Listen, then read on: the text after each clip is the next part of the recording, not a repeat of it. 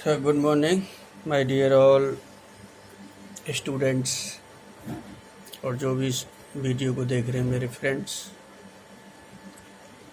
आज 8 मई 2020।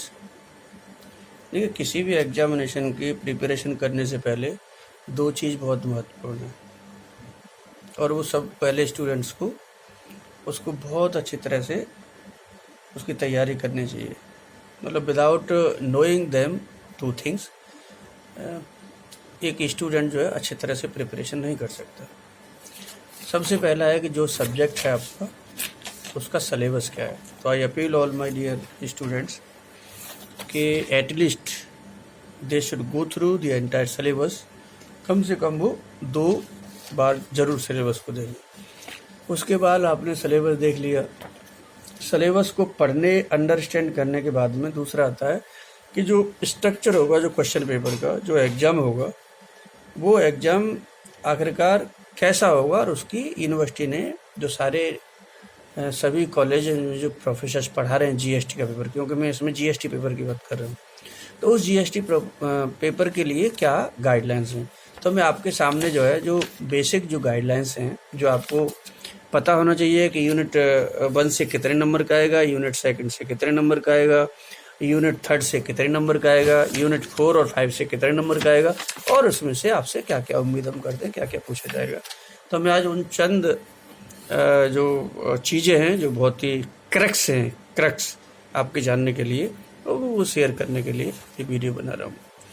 तो ये department of commerce university of Delhi, course हमारा बीकॉम ऑनर्स है, सेमेस्टर आपको पता ही है 6, सब्जेक्ट है हमारा goods and service tax, GST and custom law, paper number है VCH 6.2। तो जनरल गाइडलाइंस में है कि all the provisions notify up to 1 January 2018, मतलब 1 जनवरी 2018 तक जो प्रोविज़न भारत सरकार ने नोटिफाई कर दिए वो सभी प्रोविज़न विल बी कंसिडर, मतलब वो आपको पढ़ने हैं। Provisions on e way bill and reverse charge mechanism under section 94 will be covered, ये भी आपको पढ़ना है जरूरी है। There will be 5 questions in all with internal choice, आपके 5 क्वेश्चन होंगे पूरे के पूरे और उनमें ऑल्टरनेटिव भी होगा, मतलब उसका एक है पार्ट, दूसरा पार्ट भी होगा तो ऑल्टरनेटिव मिलेगा, आप ये कर दें ये कर दें। Weightage of the unit of custom law will be 10 marks, जो हमारा कस्टम लॉ का है इसमें जो पोर्शन है उसका 10 नंबर का। इसमें एक चीज़ बहुत इंपॉर्टेंट है, ये गाइडलाइंस में कहा गया है कि आपको कस्टम लॉ का जो 10 नंबर का क्वेश्चन होगा वो कस्टम लॉ का ही उसका और करके होगा, मतलब पूरा 10 नंबर का प्रश्न होगा जिसमें से थ्योरी भी पूछी जा सकती है, न्यूमेरिकली पूछी जा सकती है। तो कस्टम लॉ का इस तरह से होगा। इसके बाद आते हैं कि हमारी जो यूनिट 1 है, और एक चीज़ और इम्पॉर्टेंट है कि जीएसटी के जो रेट्स हैं जो एग्जामिनर पेपर बनाएंगे, पेपर सेट करेंगे, वो आपको जीएसटी की रेट क्वेश्चन पेपर में देंगे। अगर मान लो इन केस नहीं दिए और क्वेश्चन आ गया तो आप जो है 18% जीएसटी मान करके क्वेश्चन को सॉल्व कर देना।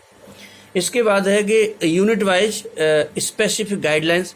तो जो हमारी यूनिट 1 है जो इंट्रोडक्शन है उसमें से 15 नंबर का क्वेश्चन आएगा और उन 15 नंबर के क्वेश्चंस में से क्या क्या आएंगे वो बताऊं। Constitutional framework of indirect taxes before GST is covered briefly. इसको मतलब जो 1 जुलाई 2017 से पहले जो इनडायरेक्ट टैक्स की जो पोजीशन थी इंडिया में, उसकी जो कॉन्स्टिट्यूशनल फ्रेमवर्क क्या था, यानी आप उसको दूसरे तरह से कह सकते हैं कि जी जो भारत में 1 जुलाई 2017 के बाद जो जीएसटी आया है उसके भी तो कॉन्स्टिट्यूशनल प्रोविजंस हैं। तो मैं इसको करने के बाद मैं बताऊंगा कि क्या क्या प्रोविजंस हैं। अच्छा, from rest of the topics questions to be asked should primarily be theory based. पहले जो इंट्रोडक्शन होगा जो आपका थ्योरी बेस्ड के क्वेश्चन होंगे, और इसमें एक बहुत चीज़ इंपॉर्टेंट है जो आप सभी को करनी है, वो क्या है कि आपको सबसे ज़्यादा जो मतलब फोकस करना है वो करना है कि liability to register, that is section 22 से लेकर के 27 तक, along with rule 10 need to be covered. मतलब आपको जो रजिस्ट्रेशन कौन कौन को कराना जरूरी है, जो अंडर सेक्शन 22 से लेकर के 27 में जो प्रोविजंस हैं वो आपको करने हैं। और इसमें एक चीज़ है कि छोटा सा न्यूमेरिकल क्वेश्चन रजिस्ट्रेशन पे पूछा जा सकता है, लेकिन एक चीज़ ध्यान रखना कि रजिस्ट्रेशन से क्वेश्चन कोई भी पेपर बनाए यूनिवर्सिटी में, उसमें से आपके जो है ज़रूर आएगा, मतलब उसमें क्वेश्चन पेपर आपको ज़रूर आएगा रजिस्ट्रेशन में से। मतलब ऐसा सभी की सहमति थी जब हमने गाइडलाइंस तैयार की थी कि वो मतलब आएगा ही आएगा, तो आपको इसकी तैयारी करनी है। इसके बाद जो स्मॉल प्रैक्टिकल क्वेश्चंस में भी asked on the topic of registration, provisions in respect of amendment and cancellation of registration में भी इग्नोर, मतलब इसको ज़्यादा करने की ज़रूरत नहीं है कि मतलब क्या है अमेंडमेंट, क्या है कैंसिलेशन ऑफ रजिस्ट्रेशन को, उसको छोड़ देना है बच्चों को। इसके बाद यूनिट सेकंड है levy and collection of GST, वो भी 15 नंबर की आएगी। और सेकंड यूनिट है, उसमें जो आपको ग्रेटर जो बहुत ज़्यादा फोकस करना है on particular questions to be given, इसमें प्रैक्टिकल क्वेश्चंस होंगे। दूसरा, provisions with respect to the import of services into India be covered very briefly only section 13 subsection 1 of the IGST act need to be covered in detail. मतलब इसको तो आपको cover बहुत detail में करना है, लेकिन प्रोविजन अंडर सेक्शन जो 13(2) में दिए गए 13(2) से लेकर के 13 तक 13 तक, मतलब सेक्शन 13 सब सेक्शन 13 तक, उनको आपको मतलब बहुत डिटेल में उसको करने की आवश्यकता नहीं है। In respect of the exemption notified of the services the following area are to be covered broadly. मतलब जो सर्विसेज के बारे में जब आपको पढ़ाई करनी है तो हमने ये डिसाइड किया था सभी टीचर्स ने कि उसमें कौन कौन से, बहुत सारी सर्विसेज हैं, अब कितने सारे बच्चों से उम्मीद करते हो क्या क्या करें, तो हमने उनके लिए एक सूक्ष्म में कहा कि भाई इसको करना है। तो उसमें क्या क्या है, जैसे हेल्थ है, एजुकेशन है, एग्रीकल्चर है, law, renting of immovable property and transportation of the passenger. अब इसके बाद आती है यूनिट थर्ड, उसको है इनपुट टैक्स क्रेडिट। तो इसमें से ये यूनिट जो है 20 नंबर की होगी और इसमें से प्रैक्टिकल और थ्योरी दोनों ही तरह के क्वेश्चन इसमें पूछे जाएंगे, लेकिन प्रैक्टिकल ज़्यादा पूछा जाएगा। तो तीसरी यूनिट से मतलब जो है ना, दूसरी और तीसरी से प्रैक्टिकल ज़्यादा बनता है, इनपुट टैक्स क्रेडिट का और लेवी एंड कलेक्शन का। Provisions cover TDS TCS need not be, मतलब उनको ज़्यादा करने की जरूरत नहीं है, उसमें बहुत ज़्यादा फोकस ना करें। Provisions covering distribution of input tax credit by input service distributor may not be covered in detail, बस उसकी कंसेप्ट आना चाहिए, डिटेल में करने की उनको जरूरत नहीं है। इसके बाद unit 4 procedure and special provisions, ये 15 मार्क्स के आएंगे, 15 नंबर के आएंगे। Provision of penalty in respect of the following will be covered in detail, late filing of return and delayed payment of tax. Provisions in respect of appeals to be discussed very briefly. और इसके बाद जो custom law है, जो हमारा 10 number का, मैंने पहले ही बता दिया था शुरू में जब मैं डिस्कस कर रहा था कि आप लोगों को कस्टम लॉ जो है करना है और उसमें से 10 नंबर का होगा, और उस 10 नंबर में जो उसका ऑप्शन पार्ट भी होगा वो भी इसी से आएगा, मतलब कस्टम लॉ से। तो ये आधा पार्ट कोई न्यूमेरिकल हो सकता है, कोई थ्योरी का हो सकता है, थ्योरी न्यूमेरिकल हो सकता है, उसका कॉम्बिनेशन कोई भी हो सकता है। तो उसमें basic concept in respect of the following covered, जैसे इंडियन कस्टम जो वाटर है, इंडियन टेरिटोरियल वाटर है, एक्सक्लूसिव इकोनॉमिक जोन्स हैं, high seas and taxable event in case of imports है, type of custom duties to be covered, basic custom duty, anti dumping duty, safeguard duty and protective duty, valuation import duty.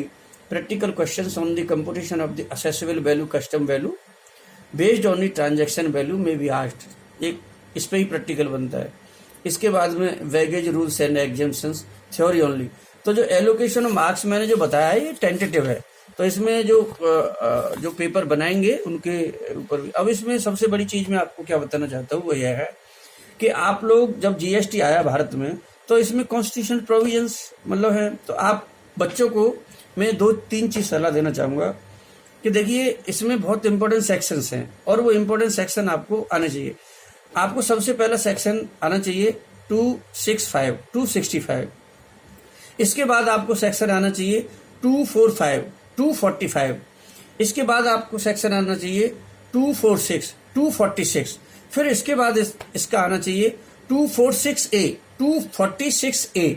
और इसके बाद है आपका 269A, 269A। और इसके बाद है 279A। आप मेरी बात समझ रहे हैं? ये केवल इंपॉर्टेंट इसमें सेक्शंस हैं। अब इनमें क्या क्या है ये भी मैं आपको बता देता हूँ। तो इन सब को समझने के पहले आपको एक चीज और करनी चाहिए, बहुत अच्छी तरह से 3-4 बार पढ़ लेना चाहिए। The content of the preamble of the constitution of India पढ़ लेना चाहिए। 4-5 बार पढ़ ली, जितनी मर्जी बार पढ़ ली, क्योंकि उसमें प्रीएम्बल में ये साफ साफ है कि हमने संविधान को मतलब बनाया है और इसको मतलब हम अंगीकार करते हैं, और हम भविष्य में कोई भी जो चीज़ें बनाएंगे देश के गवर्नेंस के लिए वो संविधान के कंप्लायंस होंगे, संविधान के ऑर्डर में होंगे। अब देखने वाली बात है कि जीएसटी और संविधान कॉन्स्टिट्यूशन इसकी क्या, तो इसमें हाँ जरूरत है। जो सेक्शन 265 है उसमें कॉन्स्टिट्यूशन में प्रोविजन है कि वो एक नेगेटिव इंडिकेट करता है कि भाई आप जो है टैक्स नहीं लगा सकते। अब क्यों नहीं लगा सकते, उसको क्वालिफाई कहाँ पे किया है, वो किया है 245 में। उसमें बताया गया है कि हाँ भाई अगर आपको अथॉरिटी है तो आप जो है पहले एक जो है जो स्टेट के मालिक हैं प्रेसिडेंट ऑफ इंडिया, उनसे आप प्रोविजंस करें जो है और आप लगा सकते हैं।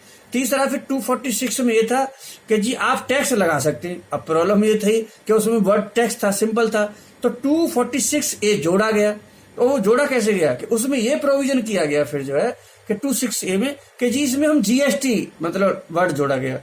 इसके बाद में 269A जो 269 कैपिटल है उसमें क्या प्रोविजन किया गया कि जो हमारा इंटर स्टेट जो सप्लाई है गुड्स एंड सर्विसेज की, प्लस जो हमारा इंपोर्ट करते हैं तो उसकी जो टैक्स की जो मतलब लगा सकती है जो पावर है वो सेंट्रल गवर्नमेंट को है। इसके बाद में 279A वो है कि जीएसटी काउंसिल होगा भारत में, तो यानी जीएसटी में जितने फैसले लेगा, रेट्स क्या होंगी, किसको टैक्सेबल करना है, किसको टैक्सेबल नहीं करना है, ये आपके 279A में दिया हुआ है। तो इनको डिटेल से पढ़ना है। किसी को इनमें से कोई प्रॉब्लम हो आप मुझे पूछ सकते हैं। दूसरी बात क्या है कि ये गाइडलाइंस आज मैं आपको ये बताने की कोशिश कर रहा हूँ कि गाइडलाइंस पेपर की प्लस जो है पेपर का सिलेबस प्लस जो कॉन्स्टिट्यूशनल प्रोविजंस, इस पर आपको अपनी एक ब्रीफ नोट तैयार करना है और आज का यही होगा। दूसरा मैं आपको ये कहना चाहूँगा कि जिस तरह से मैंने एक इनिशिएटिव लिया है तो सब बच्चों को मैंने कल एक लिस्ट डाली थी अपने कि मैंने ये टॉपिक कवर करा दिए। तो मैं सब बच्चों से एक अपील करता हूँ कि वो जो उनको सबसे अच्छा टॉपिक लगता है, इट में भी थ्योरेटिकल, इट में भी प्रैक्टिकल, बस 10 मिनट से और 12 मिनट के बीच में हो, तो मैं सब बच्चों से एक अपील करता हूँ कि अपने घर पर जहाँ जहाँ पर हैं, जो जिस तरह से मैं एक मोबाइल से कोशिश करके आप तक पहुँच रहा हूँ, वैसे ही आप 8-10 मिनट का 12 मिनट तक का एक वीडियो किसी स्पेसिफिक टॉपिक पर आप खुद बनाएं और उसको मुझे मेरे ईमेल पे शेयर करें, व्हाट्सएप पे शेयर करें। ये सभी बच्चों के लिए बनाने के लिए मतलब आप समझ लो कंपलसरी है, क्योंकि बच्चा जो अपनी चीज़ों को भी, कई बच्चे ऐसे हैं कि हमसे बहुत अच्छी तरह से बना सकते हैं, तो मैं चाहता हूं कि उनकी भी प्रतिभा जो है हमें पता चलना चाहिए। तो ऐसे ही जिस तरह से मैंने आपको समझाने की कोशिश की है, ऐसे ही आप सब लोगों को करके मुझे 3-4 दिन के अंदर आप जो है इसको भेज दें। और आज 8 मई 2020 तक इतना ही। इंतजार कीजिए नेक्स्ट ट्यूट और नेक्स्ट क्वेश्चन और नेक्स्ट वीडियो तक। Thank you very much. नमस्कार।